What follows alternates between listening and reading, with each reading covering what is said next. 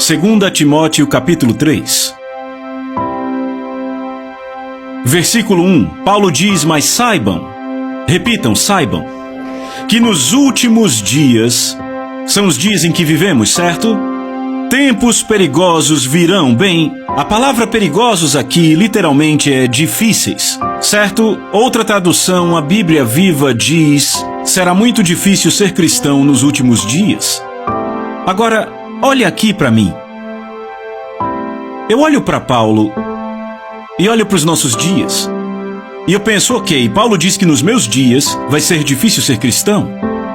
E eu fico, peraí. Você sabe o que aquele cara passou? Ei, ele apanhou 3 vezes com uma vara? Sabia que quando se apanhava com vara, isso marcava os ossos das pessoas e isso doía por semanas e semanas? 5 vezes ele foi chicoteado 39 vezes, quer dizer, 40 menos 1, 39 vezes 5 vezes. E para chicotear o amarraram num poste, as costas esticadas na ponta dos dedos, e eles vinham e chicoteavam a carne. 5 vezes diferentes. Ele foi apedrejado, dado como morto. Ele foi perseguido em quase toda a cidade que foi. Esse homem olha para os meus dias e diz que serão difíceis. E eu penso, ok, eu perdi alguma coisa, certo? Eu devo ter deixado passar alguma coisa, não é? E ele vem dizendo, veja, nos últimos dias, tempos difíceis virão. Por quê? E ele diz a razão. Porque os homens serão amantes de si mesmos. Amantes do dinheiro, presunçosos, orgulhosos, blasfemos, desobedientes aos pais, ingratos, ímpios, sem amor, irreconciliáveis, caluniadores, sem domínio próprio, cruéis, traidores, precipitados, soberbos, mais amantes dos prazeres do que amigos de Deus. Estão vendo a lista que ele tem aqui? Agora deixa eu te dizer.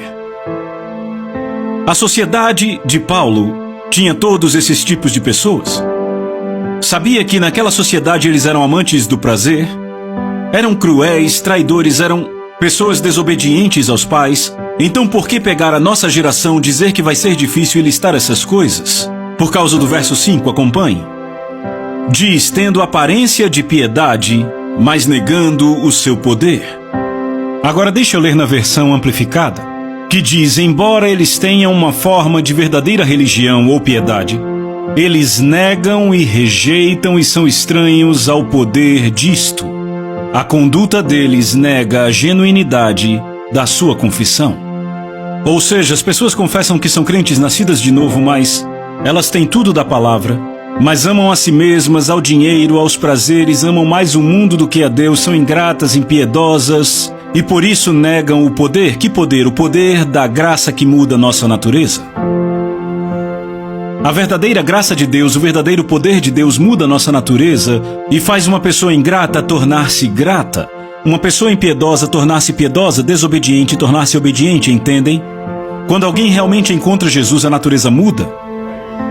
Eu já visitei prisões de segurança máxima e eu tenho visto o comportamento cristão mais em assassinos condenados pelo resto da vida do que tenho visto em muitas pessoas na igreja.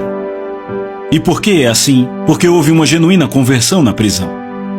Enquanto houve uma oração do clube dos nascidos de novo com aquela pessoa na igreja. Então, quando Paulo está falando dos últimos dias, ele quer dizer que haverá um engano descontrolado. E o engano é o seguinte, eu já fiz aquela oração, tá tudo bem? Eu tô com Jesus, eu sou cristão. Mas ainda assim, não oraram com o coração, não entregaram o coração, não consideraram custo. Este é o engano. Eu levei muito tempo para fazer meus filhos entenderem. Eles iam para escolas cristãs e adolescentes fazendo sexo, usando drogas, fazendo tudo isso. Mas pai, o pai deles é diácono, mas pai, o pai deles é pastor, mas pai, o pai deles é isso. E eu disse, não importa o que o pai deles é, nem o que dizem que são, não importa se citam muito a Bíblia, pois a conhecem das aulas e da igreja. Qual o fruto deles? E eu continuei dizendo, olhem o fruto, olhem o fruto, olhem o fruto. Então o que Paulo está dizendo aqui, falando dos últimos dias, é que teremos pessoas dizendo, eu sou crente, mas se você olhar para o fruto, não são crentes, pois não tiveram uma mudança real de natureza, são pessoas enganadas. E ele continua dizendo, versículo 10, Paulo diz, mas você, falando a Timóteo, seguiu cuidadosamente a minha doutrina, o meu ensino, repitam, ensino, modo de vida. Agora notem, ele diz seguiu o meu modo de vida, não diz seguiu a minha unção. Ele não diz você seguiu meus milagres. A principal coisa que nos qualifica é o caráter de Jesus. Por isso que o apóstolo João disse em 1 João 2, aquele que diz que está em Jesus deve andar como ele andou. Você vê o caráter de Jesus? Sabe, discutem comigo, mas eles nasceram de novo, dê uma chance a eles. Mas sabe, eu vou a essas prisões e vejo esses caras que foram salvos, e eu vejo genuína humildade e piedade nessas pessoas. Eu vejo tanta gente que nasceu de novo, por exemplo, a minha esposa, eu me orgulho muito de tê-la levado a Jesus. A minha esposa, eu posso mostrar uma foto de uma semana antes dela ser salva, e uma foto de um mês depois de ela ter aceito a Jesus, vocês não a reconheceriam? Houve uma mudança total naquela mulher. Eu não disse para ela parar de beber, e ela era quase alcoólatra, o pai dela é alcoólatra até hoje. Ela tinha uma vida inteira de alcoolismo. Eu não disse pare de beber, ela só parou. Quando ela aceitou a Jesus, o DNA mudou. Eu tenho muitos amigos que dizem, sabe, John, eu era assim, eu falava palavrões como um marinheiro bêbado, mas uma vez que eu fui salvo, tudo isso parou. Eu nem precisei fazer mais esforço, porque o DNA mudou, houve uma mudança do DNA espiritual. Certo, Paulo diz a Timóteo, mas você seguiu cuidadosamente a minha doutrina, modo de vida, meu propósito, fé, longanimidade, amor e perseverança. Minhas perseguições, veja o que ele está usando para se qualificar aqui. Não são milagres ou ministério. O que é? É o fruto do Espírito. Certo? É o caráter de Deus, estão vendo? Perseguições e aflições que ocorreram em Antioquia, Icônio e Listra. Quantas perseguições eu suportei, de todas elas o Senhor me livrou, sim. Todos os que desejam viver piedosamente em Cristo Jesus vão sofrer perseguição. É uma promessa. Eu digo que uma das provas de que você realmente está servindo a Jesus é ser perseguido. Se não estiver sendo perseguido, faça algumas perguntas. Porque Jesus disse quando o mundo te odiar, ele não disse se, ele disse quando o mundo te odiar. Saibam que ele também me odiou. Não é que as pessoas não queiram ficar perto de você, elas queriam ficar perto de Jesus, mas o que o mundo despreza é a quem você segue, a quem você se entrega, em quem você se espelha e como sua vida é vivida.